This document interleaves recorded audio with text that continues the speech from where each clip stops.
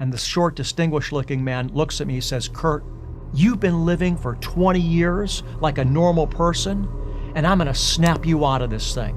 I stood up, I said, "Well, can I leave?" And one of his big bodyguards said, "Sit down." Growing up in a very Jewish cultural environment, it never really felt to me that God was a big part of anything. It was much more social. It was that you go to synagogue because you're Jewish, but I don't ever remember God being at the forefront of anything, other than simply going through the liturgy, the memorized portion of the prayers, that was just, once again, part of having a Jewish identity. I was a very committed athlete. I started wrestling in 7th grade, and every year I got more and more focused on this sport. I would go to sleep at night, and I'd envision myself with my hand raised being the state champ, and I got to the place where I felt there was nobody that I could not beat. I felt like I was in control. It was a great time in life, but things changed just like that. When I looked into the future as a senior in high school, now that wrestling was over, I realized that the world was so much bigger than I was, certainly so much bigger than the people that competed in my weight class in wrestling. I felt afraid. I lost my identity. I lost my purpose. I just got more and more lost and more confused.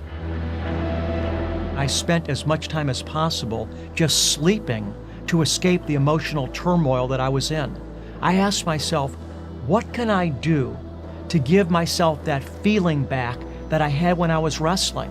It was such a dark time for me that I had a difficult time remembering any of the good things that had happened to me in life. And I go to sleep one night. It was 1978. In the middle of the night, I was awoken from my sleep. Suddenly, in color, Jesus appeared on the cross. A ray of red light from straight through the sky beamed down on his head. God had just showed me that Jesus was the way to him. The vision lasted no more than 2 seconds, but I was aware what had happened. And I was so excited because somehow I knew that something supernatural had just happened to me. I got up the next morning. I started talking about it, telling everybody about it. I started devouring the Word of God. I was very naive as to what I was about to face when I started telling my Jewish family and friends about this experience. We drove to a hotel. There was a short, distinguished-looking man in a 3-piece suit, and then he had 2 guys next to him, both of them over 6 feet tall, probably at least 200 pounds. And the short, distinguished-looking man looks at me and says, "Kirt, you've been living for 20 years like a normal person, and I'm going to snap you out of this thing." And I said, "I'm not programmed. I just believe that Jesus is the Messiah." And he said, "Well, you've got nothing to worry about." I stood up, I said, "Well, can I leave?" And one of his big bodyguards said, "Sit down."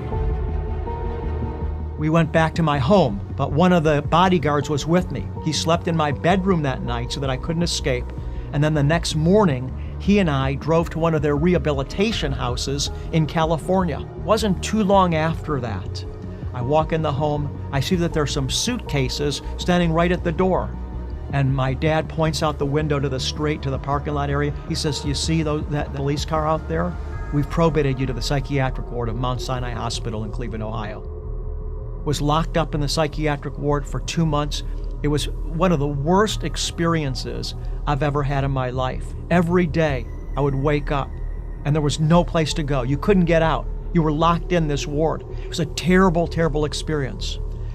After 2 months, I was released.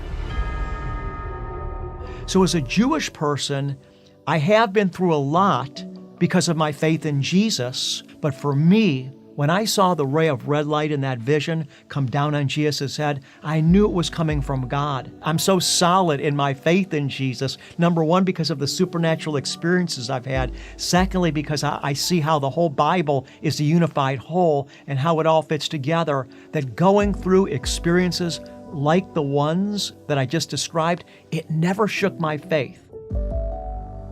I know that I know. Sure, there's been times that it's like I feel, well, God, where are you? I don't feel you. There's been times that I've got discouraged, but I've never wavered in my faith. See, when I built my life on wrestling, my life was built from the outside in. My life was dependent on something disconnected from myself.